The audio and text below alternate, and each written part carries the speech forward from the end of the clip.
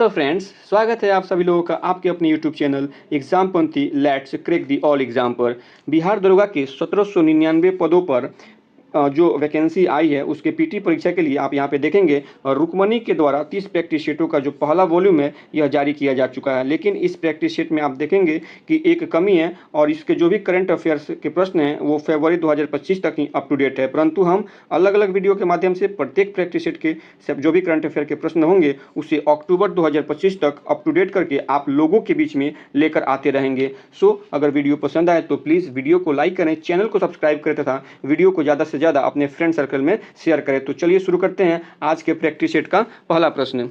एक पिंड का भार बढ़ेगा यदि इसे ले जाया जाए। कहाँ ले जाया जाए? तो अगर किसी पिंड को आप भूमध्य रेखा से ध्रुव पर लेके जाएंगे तो उस पिंड का भार क्या होगा? बढ़ेगा। तो विकल्प डी इस प्रश्न का सही आंसर हो जाएगा। इसका अगर एक्सप्लेनेशन देखिएगा तो अगर ये मान लीजिए कि ग्लोब है या पृथ्वी है इस तरह से, तो सिंपल सी बात है कि विषुवत रेखा से ध्रुव की ओर जाने पर, विषुवत रेखा से, ये रहा आपका विषुवत रेखा और ये हो गया उत्तरी ध्रुव और ये दक्षिणी ध्रुव, तो विषुवत रेखा से किसी भी ध्रुव पर जाने पर क्या होता है? वस्तु का भार बढ़ता है। ध्रुव से अगर आप, ये हो गया ध्रुव, तो ये दक्षिण ध्रुव है और दक्षिण ध्रुव से जब आप विषुवत रेखा की ओर जाएंगे तो वस्तु या पिंड का भार घटता है। इस प्रकार से विषुवत रेखा से, जब विषुवत रेखा से ध्रुव की ओर जाएंगे तो वस्तु का भार बढ़ेगा और जब ध्रुव से आप विषुवत रेखा की तरफ जाएंगे तो वस्तु का भार घटेगा। तो विकल्प डी है इस प्रश्न का सही आंसर हो जाएगा। चलिए अगला प्रश्न देख लेते हैं। निम्न में से कौन सा असंरक्षित बल के उदाहरण है?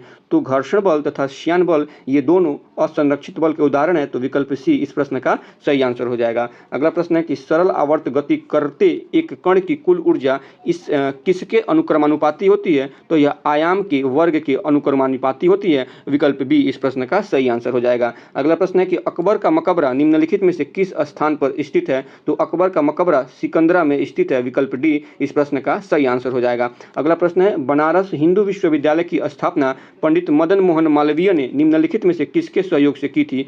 तो बनारस हिंदू विश्वविद्यालय की जो स्थापना है वह मदन मोहन मालवीय जी ने डॉक्टर एनी बेसेंट की सहायता से की थी। विकल्प ए इस प्रश्न का सही आंसर हो जाएगा। अगर बात करें वर्ष 1898 की, 1898 में एनी बेसेंट ने सेंट्रल हिंदू कॉलेज की स्थापना की, जो आगे चलकर 1916 में मदन मोहन मालवीय जी के प्रयासों से बनारस हिंदू विश्वविद्यालय बना। अर्थात यह बनारस हिंदू विश्वविद्यालय यानी BHU का पहला नाम क्या था? हिंदू कॉलेज था, सेंट्रल हिंदू कॉलेज। इसकी स्थापना कब हुई थी? 1918 में, और वर्ष 1916 में मदन मोहन मालवीय जी के प्रयासों से इसका नाम रखा गया BHU अर्थात बनारस हिंदू विश्वविद्यालय। तो इस प्रकार से विकल्प ए जो इस प्रश्न का सही आंसर हो जाएगा। चलिए अगला प्रश्न देख लेते हैं। निम्नलिखित में से कौन सा बंदरगाह कच्छ गुजरात में स्थित है? तो यहाँ पे देखेंगे कांडला जो बंदरगाह है, कांडला बंदरगाह या जिसे दीनदयाल बंदरगाह के नाम से भी जाना जाता है, यह गुजरात के कच्छ जिले में स्थित है। तो विकल्प ए इस प्रश्न का सही आंसर हो जाएगा। अगला प्रश्न है कि निम्नलिखित में से कौन खुदाई खिदमतगार का संस्थापक था? तो विकल्प ए इस प्रश्न का सही आंसर हो जाएगा। खान अब्दुल गफ्फार खान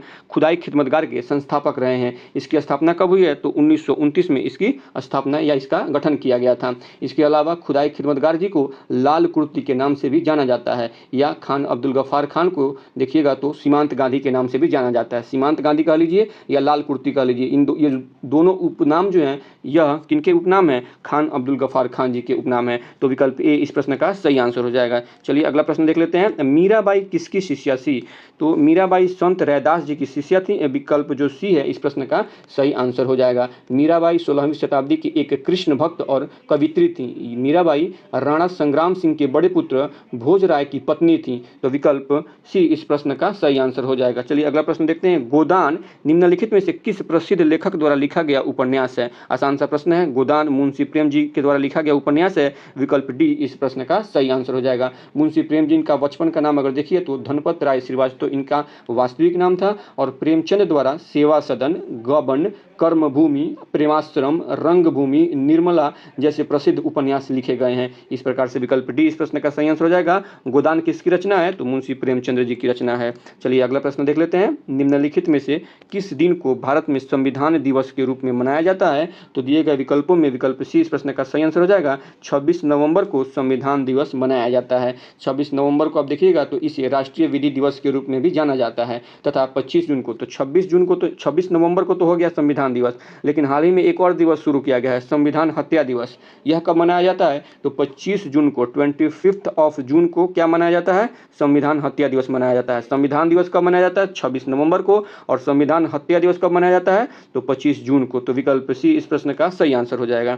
चलिए अगला प्रश्न देखते हैं। गुड़ी पड़वा निम्नलिखित में से किस राज्य का वसंत समय का त्यौहार है? तो इसका सही आंसर हो जाएगा विकल्प बी, गुड़ी पड़वा महाराष्ट्र राज्य का वसंत समय का त्यौहार है। इस त्यौहार का आयोजन चैत्र महीने के पहले दिन किया जाता है, जो हिंदू पंचांग कैलेंडर में पहला महीना होता है। ठीक है, तो विकल्प बी इस प्रश्न का सही आंसर हो जाएगा। गुड़ी पड़वा किस राज्य का वसंत त्यौहार है? महाराष्ट्र का। अगला प्रश्न देख लेते हैं। नर्मदा नदी निम्नलिखित में से किसमें मिलती है?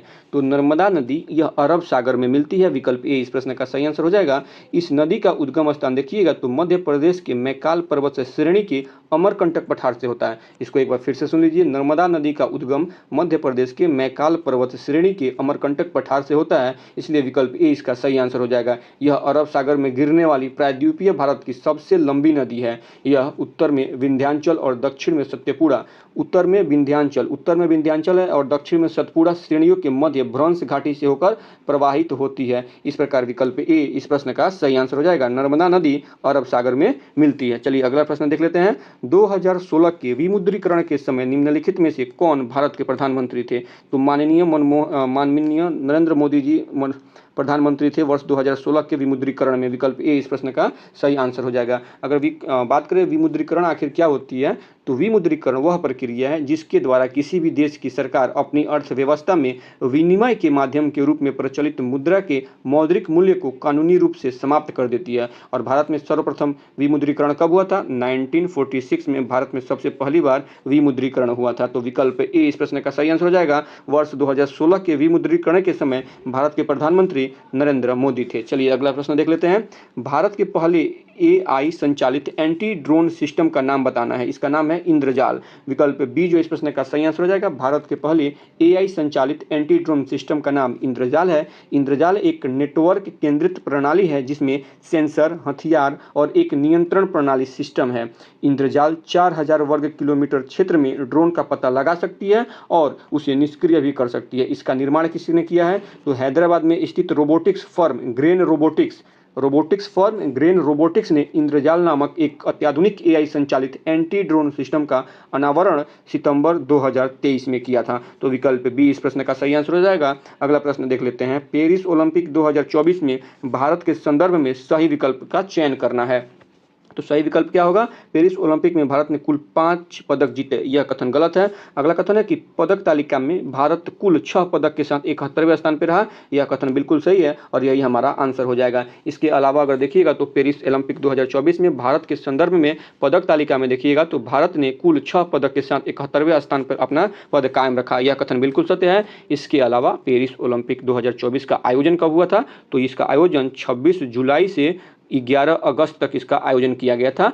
और पेरिस ओलंपिक 2024 में भारत ने कुल 6 पदक जीते। इनमें 1 रजत और 5 कांस्य पदक है। दुर्भाग्य की बात है भारत इसमें कोई गोल्ड मेडल नहीं जीत पाया है। 1 रजत यानी 1 सिल्वर और 5 ब्रॉन्ज मेडल भारत ने जीता है। इसके अलावा PV सिंधु और टेबल टेनिस खिलाड़ी शरत कमल पेरिस ओलंपिक 2024 के उद्घाटन समारोह के ध्वजवाहक थे। ध्वजवाहक कौन रहा है? पेरिस ओलंपिक 2024 में भारत की तरफ से उद्घाटन समारोह में ध्वजवाहक PV सिंधु और शरत कमल रहे हैं, जबकि मनु भाकर और PR श्रीजेश पेरिस ओलंपिक 2024 के समापन समारोह के ध्वजवाहक रहे हैं। कौन कौन? मनु भाकर और PR श्रीजेश पेरिस ओलंपिक 2024 में समापन समारोह के ध्वजवाहक बने थे। तो विकल्प बी जो इस प्रश्न का सही आंसर है। चलिए अगला प्रश्न देख लेते हैं। हाल ही में किसने असम राइफल के नए महानिदेशक के रूप में पदभार ग्रहण किया है? तो इनका नाम है विकास लखेरा। विकल्प बी इस प्रश्न का सही आंसर हो जाएगा। चलिए अगला प्रश्न देख लेते हैं। किस अवस्था में पदार्थ का अतिचालकता उत्पन्न होती है? किस अवस्था में पदार्थ द्वारा अतिचालकता उत्पन्न होती है? तो अतिचालकता जो है वो उत्पन्न होती है जब पदार्थ को अति निम्न ताप तक ठंडा किया जाता है। विकल्प डी इस प्रश्न का सही आंसर हो जाएगा। चालकता का प्रतिरोध तापमान के बढ़ने पर बढ़ता है तथा घटने से घटता है। तो विकल्प डी इसका सही आंसर है। चलिए अगला प्रश्न देख लेते हैं। जो लोग द्विफोकसी लेंस लगाते हैं उनमें कौन सा दृष्टि दोष पाया जाता है?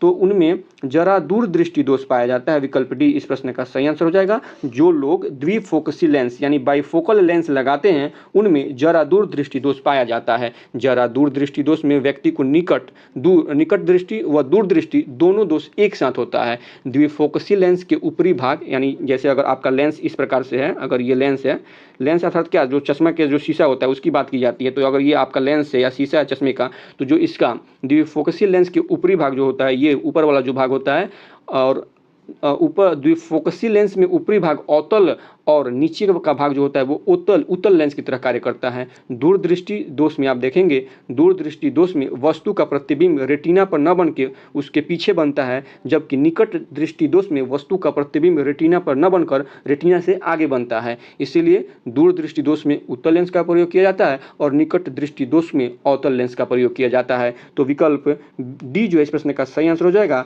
जो लोग द्विफोकसी लेंस लगाते हैं उनमें जरा दृष्टि दोष पाया जाता है। तो चलिए अगला प्रश्न देख लेते हैं। निम्नलिखित में से किस नियम की इस रूप में व्याख्या की जा सकती है कि प्रत्येक पिंड तब तक अपनी विरामावस्था में रहता है या एक सरल रेखा में एक समान गति की अवस्था रखता है जब तक उसे किसी बाह्य बल द्वारा अन्यथा कार्य करने के लिए विवश न किया जाए? तो यह किस नियम का वर्णन करता है या व्याख्या करता है? तो गति के पहले नियम का यह व्याख्या करता है। विकल्प ए इस प्रश्न का सही आंसर हो जाएगा। चलिए अगला प्रश्न देख लेते हैं। बिहार का कुल क्षेत्रफल पूछ रहा है, तो 94,163 वर्ग किलोमीटर बिहार का कुल क्षेत्रफल है। विकल्प बी इस प्रश्न का सही आंसर हो जाएगा। चलिए अगला प्रश्न देखते हैं। भारत में पेट्रोलियम का अग्रणी उत्पादक राज्यों में शामिल नहीं है, कौन शामिल नहीं है? तो सिंपल सी बात है, इसमें उत्तर प्रदेश शामिल नहीं है। विकल्प डी इस प्रश्न का सही आंसर हो जाएगा। भारत में पेट्रोलियम का सबसे ज़्यादा उत्पादन जो होता है वो राजस्थान में होता है। और इसके अलावा देखिएगा तो 1901 में स्थापित डिगबोई जो रिफाइनरी है यह एशिया का सबसे पुराना रिफाइनरी है और यह कहाँ पे स्थित है? तो यह असम में स्थित है। इस प्रकार से विकल्प डी इस प्रश्न का सही आंसर हो जाएगा। चलिए अगला प्रश्न देखते हैं कि दो ग्रह जिनके उपग्रह नहीं है वे हैं, कौन से ऐसे ग्रह हैं जिनके उपग्रह नहीं है? तो बुध और शुक्र के उपग्रह नहीं है। विकल्प बी इस प्रश्न का सही आंसर हो जाएगा। चलिए अगला प्रश्न देख लेते हैं। सूची 1 को सूची 2 से मिलाना है। यहाँ पे परमाणु ऊर्जा संयंत्र है और यह परमाणु ऊर्जा संयंत्र किस राज्य में स्थित है, इसको मिलान करना है। तो चलिए एक एक करके देख लेते हैं। कलपक्कम कहाँ पे है? तो सबसे पहले हमने लगभग 2-3 प्रैक्टिस सेटों में ये बताया है। तो कलपक्कम जो देखिएगा यह तमिलनाडु में है। तो पहला का क्या हो जाएगा? 5वां हो जाएगा। ठीक है, पहला का 5वां हो गया। नरौना कहाँ पे है? तो यह उत्तर प्रदेश में है। दूसरा का 6ठा हो जाएगा। उसके बाद रावत भट्टा राजस्थान में है। तीसरा का 4था हो जाएगा। और तारापुर देखिएगा तो यह महाराष्ट्र में, तारापुर कहाँ पे है? महाराष्ट्र में। तो चौथा का तीसरा हो जाएगा। इस प्रकार से कलपक्कम तमिलनाडु, नरौना उत्तर प्रदेश, रावत भट्टा राजस्थान और तारापुर महाराष्ट्र में है। तो विकल्प सी जो इस प्रश्न का सही आंसर हो जाएगा। पहला का 5वां, दूसरा का 6ठा, तीसरा का 4था और चौथा का तीसरा। चलिए अगला प्रश्न देखते हैं। हिमालय में कश्मीर घाटी निम्नलिखित पर्वतमालाओं में से किनके बीच अवस्थित है? हिमालय में कश्मीर घाटी जो है यह निम्नलिखित पर्वतमालाओं में किनके बीच अवस्थित है? तो इसका सही आंसर हो जाएगा विकल्प सी, यह जास्कर और पीर पंजाल के बीच में अवस्थित है। अगला प्रश्न देख लेते हैं। संयुक्त राज्य अमेरिका में सिलिकॉन वैली अवस्थित है। प्रश्न को थोड़ा सा जूम कर लेते हैं ताकि स्पष्ट रूप से हम देख सकें इसको। संयुक्त राज्य अमेरिका में सिलिकॉन वैली अवस्थित है। कहाँ अवस्थित है? तो यह कैलिफोर्निया में अवस्थित है। विकल्प बी इस प्रश्न का सही आंसर हो जाएगा। सिलिकॉन वैली दक्षिण सैन फ्रांसिस्को खाड़ी क्षेत्र में स्थित तकनीकी नवाचार का एक वैश्विक केंद्र है। इसके अलावा सिलिकॉन वैली को प्रमुख प्रौद्योगिक, सॉफ्टवेयर और इंटरनेट कंपनियों का घर भी कहा जाता है। अगर बात करें कि भारत का सिलिकॉन वैली किसे कहते हैं, तो बेंगलुरु को भारत का सिलिकॉन वैली कहा जाता है। तो फिलहाल विकल्प बी जो इस प्रश्न का सही आंसर है। अगला प्रश्न देख लेते हैं। मौना लोवा एक सक्रिय ज्वालामुखी है। मौना लोवा एक सक्रिय ज्वालामुखी है। तो यह किस देश में है? यह हवाई द्वीप का एक सक्रिय ज्वालामुखी है। विकल्प बी इस प्रश्न का सही आंसर हो जाएगा। इसके अलावा देखिएगा तो फ्यूजियामा जापान का एक प्रमुख ज्वालामुखी है। विसुवियस कहाँ की ज्वालामुखी है? इटली की ज्वालामुखी है। इक्वाडोर का एक ज्वालामुखी है जिसका नाम है कोटोपैक्सी। यह इक्वाडोर का कोटोपैक्सी सबसे ऊंचा तथा सक्रिय ज्वालामुखी है। एक बार इन चीज़ों को फिर से सुन लीजिए। मौना लोवा हवाई द्वीप का एक सक्रिय ज्वालामुखी है। फ्यूजियामा जापान का एक सक्रिय ज्वालामुखी है। विसुवियस इटली की ज्वालामुखी है और इक्वाडोर का कोटोपैक्सी सबसे ऊंचा सक्रिय ज्वालामुखी है। तो विकल्प बी इस प्रश्न का सही आंसर हो जाएगा। अगला प्रश्न है कि भारत में मुद्रास्फीति की माप की जाती है, किसके द्वारा की जाती है? तो भारत में मुद्रास्फीति की माप थोक कीमत सूचकांक के द्वारा की जाती है। विकल्प डी इस प्रश्न का सही आंसर हो जाएगा। मुद्रास्फीति का अर्थ होता है कि मुद्रा का मूल्य वस्तुओं की मूल्य की तुलना में कम हो तो उसे मुद्रास्फीति कहते हैं। मुद्रास्फीति मुख्यतः मांग जनित और लागत जनित होती है। तो विकल्प डी जो इस प्रश्न का सही आंसर हो जाएगा। अगला प्रश्न है कि भारत में राष्ट्रीय आय की अनुमानों की गणना की जाती है, किसके द्वारा की जाती है? तो राष्ट्रीय सांख्यिकी कार्यालय के द्वारा की जाती है। विकल्प सी इस प्रश्न का सही आंसर हो जाएगा। चलिए अगला प्रश्न देख लेते हैं। राष्ट्रपति पर महाभियोग का आरोप संसद के किस सदन द्वारा लगाया जा सकता है? यह संसद के किसी भी सदन द्वारा लगाया जा सकता है। विकल्प सी इस प्रश्न का सही आंसर हो जाएगा। इससे संबंधित कुछ अन्य तथ्यों को देखें तो राष्ट्रपति पर महाभियोग अनुच्छेद 61 के तहत लगाया जाता है। राष्ट्रपति पर महाभियोग दोनों सदनों में पृथक पृथक, यानी लोकसभा और राज्यसभा में दोनों सदनों में पृथक पृथक 2/3 बहुमत से पारित होना चाहिए।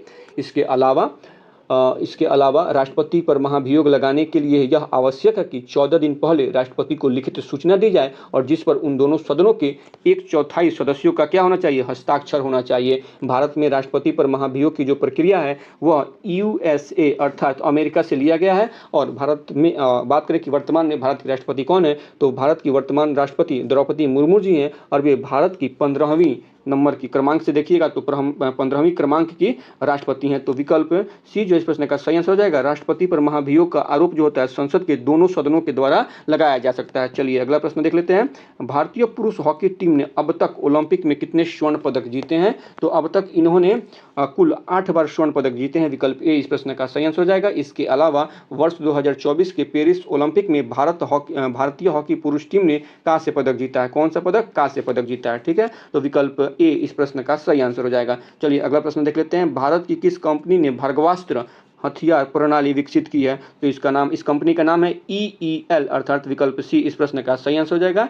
EEL यानी इकोनॉमिक एक्सप्लोसिव लिमिटेड कंपनी के द्वारा भार्गवास्त्र हथियार प्रणाली को विकसित किया गया है और भार्गवास्त्र को अभी तक भारतीय सेना में शामिल नहीं किया गया है। तो विकल्प सी जो है इस प्रश्न का सही आंसर हो जाएगा। अगला प्रश्न है कि किस देश के खिलाड़ी नोवाक जोकोविच सर्वाधिक ग्रैंड स्लैम मैच खेलने वाले टेनिस खिलाड़ी बने हैं? तो पूछा सिंपल सी बात है कि नोवाक जोकोविच किस देश से संबंधित हैं ये, या किस देश के रहने वाले हैं? तो यह सर्बिया के रहने वाले हैं। विकल्प बी इस प्रश्न का सही आंसर हो जाएगा। चलिए अगला प्रश्न देख लेते हैं। यदि रेखीय संवेग को 50% बढ़ा दिया जाए तो गतिज ऊर्जा कितनी होगी? गतिज ऊर्जा कितनी बढ़ेगी? 125% बढ़ेगी। विकल्प सी इस प्रश्न का सही आंसर हो जाएगा। चलिए अगला प्रश्न देखते हैं। किसी तत्व की परमाणु संख्या उस तत्व के प्रत्येक परमाणु के नाभिक में मौजूद किसकी संख्या के बराबर होती है? तो किसी तत्व की परमाणु संख्या उस तत्व के प्रत्येक परमाणु के नाभिक में मौजूद प्रोटॉनों की संख्या के बराबर होती है। विकल्प ए इस प्रश्न का सही आंसर हो जाएगा। किसी तत्व का परमाणु द्रव्यमान निकालना हो अगर, तो किसी तत्व का परमाणु द्रव्यमान बराबर न्यूट्रॉनों की संख्या प्लस प्रोटॉनों की संख्या, दोनों को अगर न्यूट्रॉन प्लस प्रोटॉनों की संख्या को जोड़ देंगे तो किसी तत्व का परमाणु द्रव्यमान हमें प्राप्त हो जाएगा। जब कोई तत्व इलेक्ट्रॉन त्यागता है तब वह धनात्मक हो जाता है और जब कोई तत्व इलेक्ट्रॉन ग्रहण करता है तब वह ऋणात्मक हो जाता है। सिंपल सी बात है, जब किसी को आप पैसा देंगे तो आप धनात्मक हैं और जब किसी से पैसा लेंगे तो आप ऋणात्मक हो जाएंगे। तो यही बात इसमें भी कही गई है, जब कोई तत्व इलेक्ट्रॉन त्यागता है तो वह धनात्मक हो जाता है और जब वो कोई इलेक्ट्रॉन ग्रहण करता है तो ऋणात्मक हो जाता है। इस प्रकार से विकल्प ए जो इस प्रश्न का सही आंसर हो जाएगा। अगला प्रश्न है कि पर्यावरणीय दुर्घटनाओं और उनके स्थलों के संदर्भ में इनमें से कौन सा सही नहीं है? तो नाभिकीय विद्युत संयंत्र विस्फोट चेर्नोबिल पूछा गया, सही नहीं है। ये पहला जो कथन है ये सही है। चेर्नोबिल में ये घटना हुई थी। चेर्नोबिल कहाँ पे है?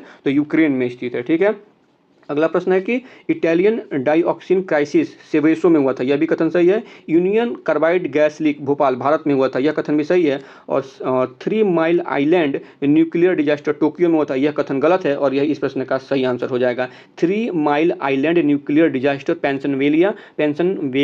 पेंसिल्वेनिया USA में हुआ था। कहाँ पे? अमेरिका में यह घटना हुई थी, टोक्यो में नहीं हुई थी। टोक्यो कहाँ पे है? जापान में। तो जापान में यह घटना नहीं हुई थी, USA में हुई थी। USA के पेंसिल्वेनिया में हुई थी। तो विकल्प डी इस प्रश्न का सही आंसर हो जाएगा। चलिए अगला प्रश्न देख लेते हैं।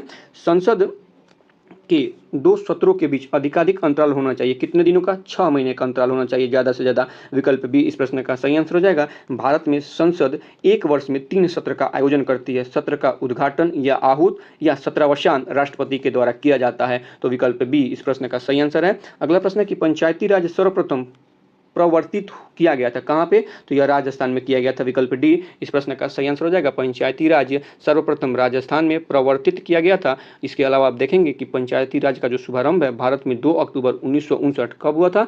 2 अक्टूबर, गांधी जी के जयंती के दिन 2 अक्टूबर 1959 में राजस्थान के राज्य नागौर जिला में इसका सबसे पहले एक तरह से एप्लीकेशन अप्लाई किया गया था कह सकते हैं। और 11 अक्टूबर 1959 को यह आंध्र प्रदेश में लागू हुआ था। इस प्रकार से अगर देखिएगा कि भारतीय संविधान में पंचायती राज को कब शामिल किया गया या कब मान्यता दी गई, तो भारतीय संविधान में 73वें संविधान संशोधन अधिनियम 1992 के द्वारा पंचायती राज को संवैधानिक दर्जा दिया गया था और प्रत्येक 24 अप्रैल को पंचायती राज दिवस मनाया जाता है। तो विकल्प डी जो है इस प्रश्न का सही आंसर हो जाएगा। चलिए अगला प्रश्न देख लेते हैं। भारतीय सुदूर संवेदी संस्थान यानी Indian institute of remote sensing स्थित है, कहाँ स्थित है? तो यह देहरादून में स्थित है। विकल्प बी इस प्रश्न का सही आंसर हो जाएगा। अगला प्रश्न है कि विश्व के किस देश को भारत फॉल्कन रडार सिस्टम प्राप्त किया है? विश्व के किस देश से भारत ने फॉल्कन रडार सिस्टम प्राप्त किया है? तो यह जो रडार सिस्टम है भारत ने इजराइल से प्राप्त किया है। विकल्प बी इस प्रश्न का सही आंसर हो जाएगा। अगला प्रश्न है कि संगीत यंत्र तबला का आविष्कारक निम्न में से किसे माना जाता है? तो यह अमीर खुसरो को माना जाता है। विकल्प बी इस प्रश्न का सही आंसर हो जाएगा। तबला का आविष्कार इन्होंने किया ही है, साथ ही साथ अमीर खुसरो को सितार के आविष्कारक के रूप में भी जाना जाता है। तो विकल्प बी इस प्रश्न का सही आंसर हो जाएगा। अमीर खुसरो अलाउद्दीन खिलजी के मुख्य दरबारी कवि थे और इसे यानी अमीर खुसरो को तूतीय हिंद यानी भारत का तोता के उपनाम से भी जाना जाता है। चलिए अगला प्रश्न देख लेते हैं। गोल्डन पीकॉक पुरस्कार किस देश में विशिष्ट उपलब्धि के लिए दिया जाता है? प्रश्न एक बार फिर से सुन लीजिएगा। गोल्डन पीकॉक पुरस्कार किस क्षेत्र में विशिष्ट उपलब्धि के लिए दिया जाता है? तो यह कॉर्पोरेट गवर्नेंस और स्थिरता के क्षेत्र में दिया जाता है। विकल्प ए जो है इस प्रश्न का सही आंसर हो जाएगा। अगला प्रश्न है कि मेगास्थनीज का पाटलिपुत्र आगमन हुआ था, कब हुआ था? तो मेगास्थनीज का पाटलिपुत्र में आगमन 305 ईसा पूर्व में हुआ था। विकल्प डी इस प्रश्न का सही आंसर हो जाएगा। मेगास्थनीज का ये हो गया। और सेल्यूकस, इसे भेजा किसने था? तो सेल्यूकस निकेटर के पराजित होने पर अपना राजदूत बनाकर मेगास्थनीज को सेल्यूकस निकेटर ने पाटलिपुत्र में भेजा था। तो विकल्प डी इस प्रश्न का सही आंसर हो जाएगा। अगला प्रश्न है कि काकोलत जलप्रपात की ऊंचाई क्या है? तो काकोलत जलप्रपात की ऊंचाई 47 मीटर है। विकल्प ए इस प्रश्न का सही आंसर हो जाएगा। काकोलत जलप्रपात नवादा में स्थित है। और नवादा कहाँ है? तो बिहार में है। तो बिहार के नवादा जिले में स्थित है काकोलत जलप्रपात, जिसकी ऊंचाई 47 मीटर है। तो विकल्प ए इस प्रश्न का सही आंसर हो जाएगा। अगला प्रश्न देख लेते हैं। सूची 1 को सूची 2 से मिलान करना है।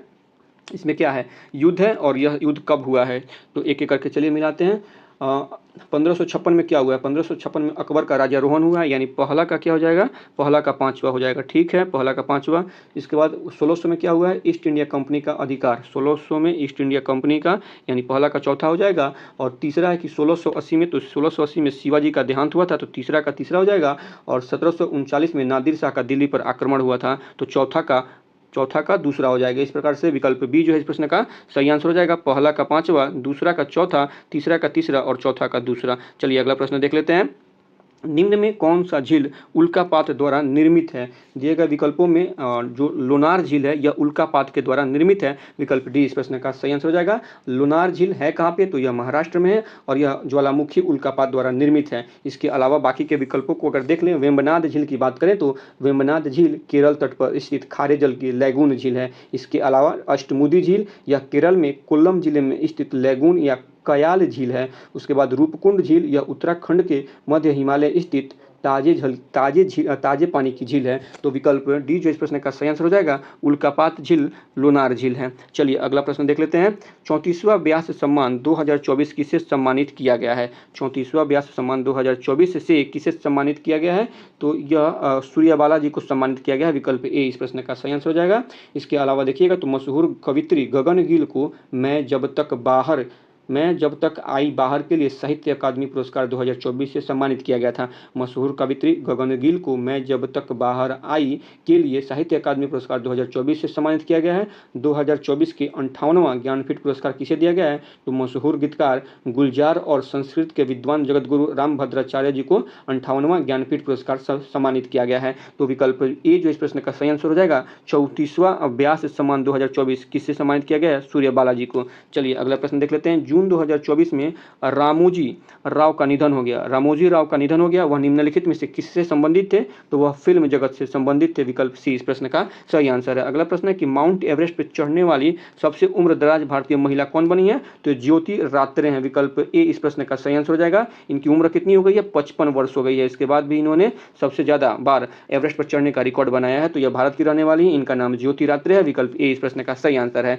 अगला प्रश्न है कि उस पुनरावर्ती परावर्तन को क्या कहा जाता है जिसके कारण ध्वनि की निरंतरता का आभास होता है? तो इसे क्या कहते हैं? परावर्तन या प्रतिध्वनि? इसे प्रतिध्वनि कहते हैं। विकल्प ए इस प्रश्न का सही आंसर हो जाएगा। प्रतिध्वनि का देखिएगा तो प्रतिध्वनि सुनने के लिए श्रोता और परावर्तक सतह के बीच की जो न्यूनतम दूरी है वह 17 मीटर होनी चाहिए। तो विकल्प ए इस प्रश्न का सही आंसर है। चलिए अगला प्रश्न देख लेते हैं। निम्नलिखित में से किसका उपयोग सर्वाधिक आमतौर पर सौर सेलों में अर्धचालक के रूप में किया जाता है? तो गैलियम और आर्सेनिक अर्थात विकल्प ए जो इस प्रश्न का सही आंसर हो जाएगा। गैलियम और आर्सेनिक का उपयोग सर्वाधिक आमतौर पर सौर सेलों में अर्धचालक के रूप में किया जाता है। विकल्प ए इस प्रश्न का सही आंसर है। चलिए अगला प्रश्न देखते हैं। कमानी तुला नामक उपकरण का उपयोग सामान्यतः किसी वस्तु पर आरोपित निम्न में से किसके मापन हेतु किया जाता है? तो बल के मापन हेतु किया जाता है। विकल्प सी इस प्रश्न का सही आंसर है। अगला प्रश्न देख लेते हैं। त्वचा की ऊपरी सतह क्या कही जाती है? त्वचा की ऊपरी सतह क्या कहलाती है? तो यह ऊपरी सतह जो होती है अधिचर्म कहलाती है, यानी एपिडर्मिस कहलाती है। एपिडर्मिस विकल्प बी जो इस प्रश्न का सही आंसर हो जाएगा। त्वचा के नीचे वसा ऊतकों की परत पाई जाती है जो ताप रोधक का काम करती है। इसके अलावा देखिएगा तो ऊतक की 3 परतें त्वचा बनाती हैं। ऊतक की 3 परतें त्वचा बनाती हैं। एपिडर्मिस जिसे ऊपरी परत कहते हैं, डर्मिस इसे मध्य परत कहते हैं, और तीसरी परत का नाम क्या है? हाइपोडर्मिस। हाइपोडर्मिस यह निचली सबसे निचली तीसरी या वायु युक्त परत होती है जिसे हाइपोडर्मिस कहते हैं। तो विकल्प बी इस प्रश्न का सही आंसर हो जाएगा। त्वचा की ऊपरी सतह को अधिचर्म या एपिडर्मिस कहते हैं। चलिए अगला प्रश्न देखते हैं। सर्वप्रथम भारतीय रुपये का अवमूल्यन कब किया गया था? तो यह 19 सितंबर 1949 को 19 सितंबर 1949 को सर्वप्रथम भारतीय रुपये का अवमूल्यन किया गया था। स्वतंत्रता प्राप्ति से लेकर अब तक भारतीय रुपये का 3 बार अवमूल्यन किया जा चुका है। कितनी बार किया गया है? 3 बार। पहली बार कब हुआ था? 1949 में। दूसरी बार कब हुआ था? 1966 में। और तीसरी बार 1991 में रुपये का अवमूल्यन किया गया था। यहाँ पे आप चीज़ों को ध्यान रखेंगे। रुपये का अवमूल्यन अलग चीज़ होती है और रुपये और विमुद्रीकरण अलग चीज़ होता है। ठीक है। तो विकल्प डी जो है इस प्रश्न का सही आंसर हो जाएगा। अवमूल्यन की अगर स्थिति देखिएगा, अवमूल्यन किसे कहते हैं? तो अवमूल्यन स्थिर विनिमय दर प्रणाली में सरकार या मौद्रिक प्राधिकरण द्वारा जानबूझकर अपनाई जाने वाली प्रक्रिया है। इसके द्वारा विदेशी मुद्रा के परिप्रेक्ष्य में घरेलू मुद्रा का मूल्य गिरा दिया जाता है। अवमूल्यन के द्वारा बाजार शेष एवं चालू खाते के घाटे को संतुलित करने में मदद मिलती है। तो विकल्प डी इस प्रश्न का सही आंसर है। भारत में सबसे पहले अवमूल्यन 19 सितंबर 1949 को किया गया था। चलिए अगला प्रश्न देख लेते हैं। निम्न में से किस वर्ष हांगुल परियोजना का शुभारंभ किया गया था?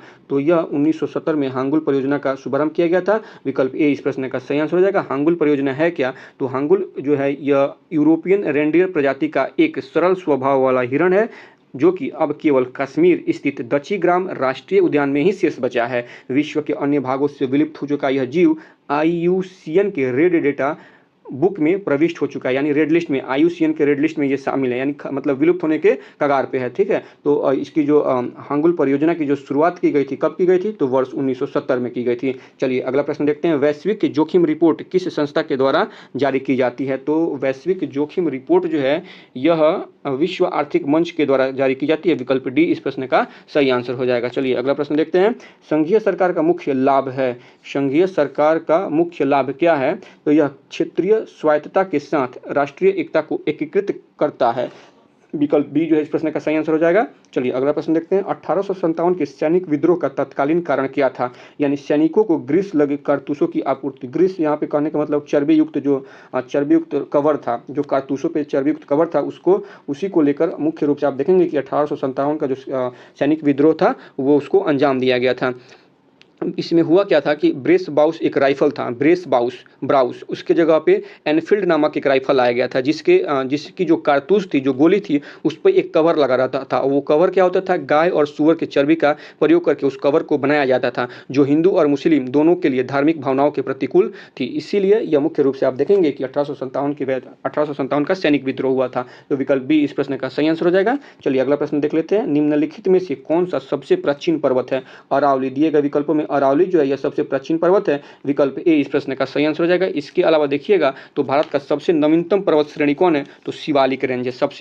सबसे प्राचीन कौन है? अरावली है। और सबसे नवीनतम कौन है? तो शिवालिक रेंज है। तो विकल्प ए इसका सही आंसर हो जाएगा। अगला प्रश्न है कि भारत में शंकुधारी वन कहाँ पाए जाते हैं? तो भारत में शंकुधारी वन हिमालय में पाए जाते हैं। विकल्प सी इसका सही आंसर हो जाएगा। अगला प्रश्न है स्वतंत्रता के बाद भारतीय लोकतंत्र के समक्ष चुनौतियां थी कौन कौन सी? गरीबी उन्मूलन की चुनौती तो थी ही, पर्यावरण संरक्षण की भी चुनौती थी और शांति बनाए रखना भी एक बहुत बड़ा मुद्दा था भारत के लिए। तो विकल्प डी जो इस प्रश्न का सही आंसर हो जाएगा। ये सभी चुनौतियां भारत के लिए थी। अगला प्रश्न देख लेते हैं। हर्षवर्धन के राज्यकाल में एक बड़ा बौद्ध मठ कहाँ पर स्थित था? नालंदा में स्थित था। विकल्प डी इसका सही आंसर हो जाएगा। अगला प्रश्न है कि निम्नलिखित में से कौन ग्राम पंचायतों की आय का एक स्रोत है? लेवी शुल्क जो होता है यह ग्राम पंचायतों की आय का एक स्रोत होता है। इसके अलावा अगर आयकर की बात करिएगा तो आयकर यह प्रत्यक्ष कर होता है जो कि केंद्र सरकार के द्वारा लगाया जाता है। अगर पेशा कर की बात करें तो यह भी केंद्र सरकार के द्वारा लगाया जाता है। पंचायती राज की जो आय का स्रोत होता है स्वयं में अधिरोपित कर के साथ केंद्र एवं राज्य सरकारों से प्राप्त अनुदान तो शामिल होता ही है। इसके द्वारा जो ग्राम पंचायत होते हैं अपने क्षेत्राधिकार में मेला का आयोजन कर सकते हैं, बाजार, दुकानों, कमर्शियल वाहनों, पशुओं की बिक्री पर शुल्क लगाकर यह अपना वसूली करके या अपना आय अर्जित कर सकते हैं। तो विकल्प डी जो इस प्रकार का इस प्रश्न का जो है सही आंसर हो जाएगा। चलिए अगला प्रश्न देख लेते हैं। बोगीबिल सेतु किस राज्य में स्थित है? तो यह जो सेतु है यह असम राज्य में स्थित है। विकल्प सी जो इस प्रश्न का सही आंसर हो जाएगा। अगला प्रश्न है कि विदेश में भारतीय मूल के कितने वैज्ञानिकों के लिए विज्ञान मंत्रालय ने वैभव फेलोशिप के प्रथम प्राप्तकर्ताओं की घोषणा की है? तो विदेश मंत्रालय में भारतीय मूल के 22 वैज्ञानिकों के लिए विज्ञान मंत्रालय ने वैभव फेलोशिप की प्रथम प्राप्तकर्ताओं की घोषणा की है। तो विकल्प ए इस प्रश्न का सही आंसर हो जाएगा। 22 सदस्यों को यह फेलोशिप देने की घोषणा की गई है। चलिए अगला प्रश्न देखते हैं। किस देश की केंजा लाइली को दुनिया की पहली मिस एआई घोषित किया गया है? किस देश की केंजा लाइली को दुनिया की पहली मिस एआई घोषित किया गया है? तो इसका सही आंसर हो जाएगा विकल्प ए। मोरक्को की केंजा लाइली को दुनिया की पहली मिस एआई घोषित किया गया है। विकल्प ए इसका सही आंसर हो जाएगा। अगला प्रश्न है कि हाइपरमेट्रोपिया या दूरदृष्टि दोष से पीड़ित व्यक्ति के लिए निकट दृष्टि बिंदु सामान्य निकट दृष्टि बिंदु से कितने अधिक दूर स्थित होती है? प्रश्न एक बार फिर से सुन लीजिएगा कि हाइपरमेट्रोपिया या दूर दृष्टि दोष से पीड़ित व्यक्ति के लिए निकट दृष्टि बिंदु सामान्य निकट दृष्टि बिंदु से कितने अधिक दूर स्थित होता है? तो यह देखिएगा 25 सेंटीमीटर दूर स्थित होता है। विकल्प सी इस प्रश्न का सही आंसर हो जाएगा। दूरदृष्टि दोष में प्रतिबिंब जो होता है वो रेटिना के पीछे बनता है। दूरदृष्टि दोष में प्रतिबिंब रेटिना के पीछे बनता है और निकट दृष्टि दोष में जो प्रतिबिंब होता है वो रेटिना के आगे बनता है। तो विकल्प सी इस प्रश्न का सही आंसर हो जाएगा। अगला प्रश्न है कि दिल की छवि बनाने के लिए अल्ट्रासोनिक तरंगों के प्रतिबिंब का उपयोग करने वाली तकनीकों को क्या कहा जाता है? इस तकनीक को इकोकार्डियोग्राफी कहा जाता है। इकोकार्डियोग्राफी कहा जाता है। विकल्प सी इस प्रश्न का सही आंसर हो जाएगा। इकोकार्डियोग्राफी टेस्ट में ध्वनि तरंग का इस्तेमाल करके हृदय की अंदरूनी तस्वीरें बनाई जाती हैं। तो विकल्प सी इस प्रश्न का सही आंसर हो जाएगा। अगला प्रश्न है कि ट्रेकोमा नामक बीमारी से शरीर का निम्नलिखित में से कौन सा अंग प्रत्यक्ष तौर पर प्रभावित होता है? तो दिए गए विकल्प में आप देखेंगे कि इसमें जो आंख होता है यह प्रत्यक्ष तौर पर प्रभावित होता है। मुख्य रूप से इसमें क्या यह आंख की कर्नियों को प्रभावित करता है और इसमें कॉर्निया में क्या होता है वृद्धि हो जाता है। तो विकल्प बी जो इस प्रश्न का सही आंसर हो जाएगा। ट्रेकोमा नामक बीमारी शरीर के आंख वाले हिस्से को प्रभावित करता है। चलिए अगला प्रश्न देखते हैं। किस पादप हार्मोन की सांद्रता पौधे के शीर्ष पर सबसे अधिक होती है और जड़ों के नजदीक पहुंचने तक यह घट जाती है? तो इसका नाम बताना है। इसका नाम है ऑक्सिन। विकल्प सी जो इस प्रश्न का सही आंसर हो जाएगा। ऑक्सिन पादप हार्मोन की सांद्रता पौधे के शीर्ष पर सबसे अधिक होती है और जड़ों के नजदीक पहुंचने पर यह घट जाती है। ऑक्सिन हार्मोन फल, फूल एवं पत्तियों आदि के असामयिक रूप से पौधे से गिरने पर नियंत्रण करती है। यानी समय से पहले जो ऑक्सिन हार्मोन होता है वह पेड़ पौधों के फल, फूल एवं पत्तियों को समय से गिरने से पहले रोकता है। तो विकल्प सी जो इस प्रश्न का सही आंसर हो जाएगा। अगला प्रश्न है। ब्रिटिश जनरल जिसने हैदर अली को पोर्टनोवा के युद्ध में हराया था उसका नाम बताना है। तो उसका नाम क्या था? सर आयरकुट। विकल्प बी जो है इस प्रश्न का सही आंसर हो जाएगा। अगला प्रश्न देख लेते हैं, पेसो किस देश की मुद्रा है? पेसो किस देश की मुद्रा है? तो पेसो यहाँ पे आप देख सकते हैं यह क्यूबा की तो मुद्रा है ही। पेसो क्यूबा की मुद्रा के साथ साथ फिलीपींस और कोलंबिया की भी मुद्रा है। पेसो फिलीपींस की मुद्रा है, पेसो फिलीपींस की मुद्रा है, क्यूबा की मुद्रा है और कोलंबिया की मुद्रा है। इन तीनों देशों की मुद्रा क्या है? पेसो है। इसके अलावा पेसो की राजधानी हवाना है। जमैका का मुद्रा क्या है? जमैकन मुद्रा है। जमैका का मुद्रा जमैकन मुद्रा है और बरमूडा का मुद्रा बरमूडियन डॉलर है। तो विकल्प ए जो है इस प्रश्न का सही आंसर हो जाएगा। दिए गए विकल्पों में पेसो क्यूबा की मुद्रा है। चलिए अगला प्रश्न देख लेते हैं, निम्नलिखित वंशों में से कौन सा कला के गंधार घराने से संबंधित है? तो कुषाण जो है यह कला के गंधार घराने से संबंधित है। विकल्प सी इस प्रश्न का सही आंसर हो जाएगा। मथुरा कला में बुद्ध की प्रतिमा या मूर्ति जो है सर्वप्रथम बनाया गया था। किस कला में? अगर एक प्रश्न पूछा जाता है कि बुद्ध की प्रतिमा सबसे पहले किस कला में बनाई गई थी, तो मथुरा कला में बनाई गई थी। कुषाण वंश का संस्थापक कौन था? तो कुजुल कडफिसेस कुषाण वंश का संस्थापक था। और कुषाण वंश का सबसे प्रतापी राजा कौन था? तो वह कनिष्क था। कनिष्क ने 78 ईस्वी में एक संवंत चलाया जो शक संवंत के नाम से जाना जाता है। तो विकल्प सी इस प्रश्न का सही आंसर हो जाएगा। चलिए अगला प्रश्न देखते हैं, निम्नलिखित शासकों में से किसने दक्षिण भारत पर हर्षवर्धन के अभियान पर रोक लगाई? तो इसका नाम था पुलकेशिन द्वितीय। विकल्प बी इस प्रश्न का सही आंसर हो जाएगा। इसके अलावा देखिएगा तो ऐहोल का जो अभिलेख है इसका संबंध जो है वो पुलकेशिन द्वितीय से है। और ऐहोल अभिलेख किसने उत्कीर्णित किया है? तो यह रवि कर्तिक के द्वारा उत्कीर्ण किया गया है। ऐहोल अभिलेख रवि कर्तिक के द्वारा उत्कीर्ण किया गया है और ऐहोल अभिलेख जो है यह पुलकेशिन द्वितीय से संबंधित है। और पुलकेशिन द्वितीय ने हर्षवर्धन के अभियान पर रोक लगाई थी दक्षिण भारत में। तो विकल्प बी इस प्रश्न का सही आंसर हो जाएगा। अगला प्रश्न है कि निम्नलिखित मुगल सम्राटों में से किसने अपने शासन का अधिकांश भाग दक्षिण राजवंशों को पराजित करने में बिताया? तो इसका नाम है औरंगजेब। विकल्प डी इस प्रश्न का सही आंसर हो जाएगा। मुगल सम्राटों में से औरंगजेब अपने शासन का अधिकांश भाग दक्षिण राजवंशों को पराजित करने में बिताया था। औरंगजेब ने 1686 यानी 1686 और 1687 में क्रमशः बीजापुर और गोलकुंडा को जीता था। 1686 में बीजापुर को और 1687 में औरंगजेब ने गोलकुंडा को जीता था। तो विकल्प डी जो है इस प्रश्न का सही आंसर है। अगला प्रश्न है कि भारत में निम्नलिखित में से कौन से एक्ट के द्वारा सांप्रदायिक निर्वाचन वर्ग शुरू किया गया? उस एक्ट का नाम बताना है। तो इस एक्ट का नाम है इंडियन काउंसिल एक्ट 1909 यानी 1909, जिसे मार्ले मिंटो के नाम से भी जाना जाता है। इस एक्ट के द्वारा औपचारिक रूप से भारत में सांप्रदायिकता का ब्रिटिश सरकार के द्वारा बीजारोपण किया जा चुका था। तो विकल्प सी इस प्रश्न का सही आंसर हो जाएगा। अगला प्रश्न है कि महात्मा गांधी द्वारा प्रथम कृषक आंदोलन कहाँ प्रारंभ किया गया था? तो महात्मा गांधी जी के द्वारा प्रथम कृषक आंदोलन चंपारण में प्रारंभ किया गया था। कब किया गया था? तो 1917 में किया गया था। और किस मुद्दे पर किया गया था? तो नील की खेती को मुद्दा बनाकर तीन कठिया प्रणाली जो था उसको मुद्दा बनाकर गांधी जी द्वारा प्रथम कृषक आंदोलन चंपारण में वर्ष 1917 में शुरू किया गया था। तो विकल्प सी इस प्रश्न का सही आंसर हो जाएगा। अगला प्रश्न है कि रूसों के अध्ययन से निम्नलिखित में से किसे महान योगदान मिला? फ्रांसीसी क्रांति को महान योगदान मिला था। विकल्प डी इस प्रश्न का सही आंसर हो जाएगा। चलिए अगला प्रश्न देख लेते हैं, सच्चर समिति गठित की गई थी। कब गठित की गई थी? सच्चर समिति गठित की गई थी 2005 में। और क्यों गठित की गई थी? तो यह देश में मुस्लिमों की सामाजिक, आर्थिक एवं शैक्षणिक स्थिति की समीक्षा करने के लिए सच्चर समिति की गठन किया गया था। तो सच्चर, इसके बारे में अगर देख लें, इसके अध्यक्ष कौन थे? सच्चर समिति के अध्यक्ष कौन थे? तो इसके अध्यक्ष का नाम था राजेंद्र सच्चर। न्यायमूर्ति राजेंद्र सच्चर जी की अध्यक्षता में सच्चर समिति का गठन किया गया था। तो विकल्प ए इस प्रश्न का सही आंसर हो जाएगा। अगला प्रश्न है कि एशियन डेवलपमेंट बैंक का मुख्यालय कहाँ पे है? तो इसका मुख्यालय मनीला में है। विकल्प बी इस प्रश्न का सही आंसर हो जाएगा। एशिया डेवलपमेंट बैंक का मुख्यालय मनीला में है। और मनीला क्या है? तो यह फिलीपींस देश की राजधानी है। अगर बात करें कि एडीबी अर्थात एशियन डेवलपमेंट बैंक की स्थापना कब हुई थी, तो 19 दिसंबर 1966 को एशियन डेवलपमेंट बैंक का स्थापना किया गया था। वर्तमान में देखिएगा तो मसातो कांडा वर्तमान में एडीबी के अध्यक्ष हैं। नाम एक बार फिर से सुनिए, मसातो कांडा वर्तमान में एशियाई विकास बैंक के अध्यक्ष हैं। चलिए अगला प्रश्न देख लेते हैं, निम्नलिखित कथनों पर विचार करना है और बताना है कि चिपको कौन सा कथन सही है। चिपको आंदोलन का संबंध वन संरक्षण से, यह कथन सही है। दूसरा कथन है कि चिपको आंदोलन की शुरुआत हिमाचल प्रदेश से हुई थी, यह कथन गलत है। तीसरा कथन है कि चिपको आंदोलन 1970 के दशक में प्रारंभ किया गया था, यह कथन भी सही है। इस प्रकार से विकल्प बी जो है सही हो जाएगा। केवल कथन ए 1 और 3 सही है। कथन 2 क्यों गलत है? तो चिपको आंदोलन की जो शुरुआत है वो हिमाचल प्रदेश से नहीं बल्कि उत्तराखंड से चिपको आंदोलन की शुरुआत हुई थी, इसलिए कथन 2 जो है वह गलत है। चलिए अगला प्रश्न देखते हैं।